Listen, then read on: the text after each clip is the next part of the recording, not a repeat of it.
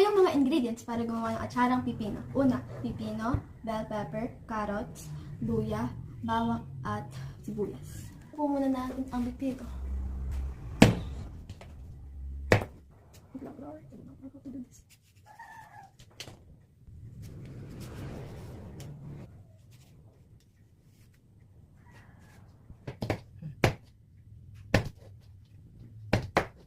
Slowly your hand.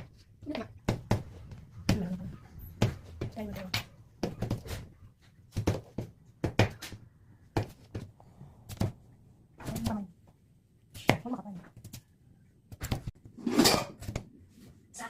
Carrots naman po ang aking hiwa po. Tigas mo. Okay, okay. Tingnan mo yun. May bell pepper na tayo. Okay. Sabi. Sige.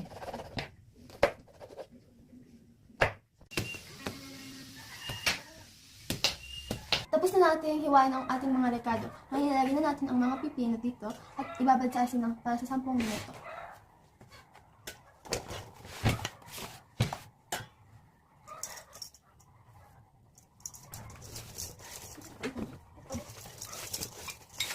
After 10 minutes, ating babanlawin ito. Kaya gawin na natin ang mga wet ingredients. Ito naman po ang aming mga wet ingredients. Suka, asukal at asin, at bawang, sibuyas, luya.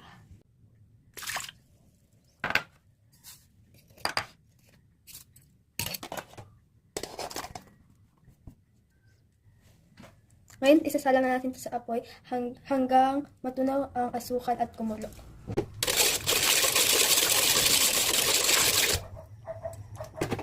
Lawan na po natin ang pipino.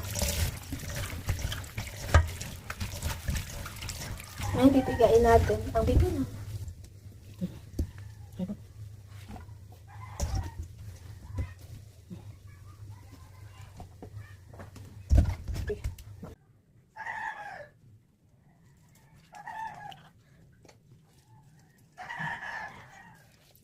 Ito. Samahin na po namin ang carrots at pipino.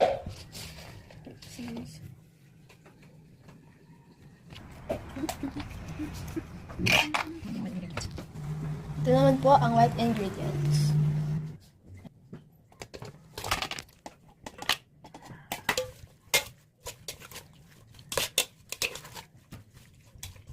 Ito na po, ready na ang ating atsara. Nalagyan na lang po sa garapon.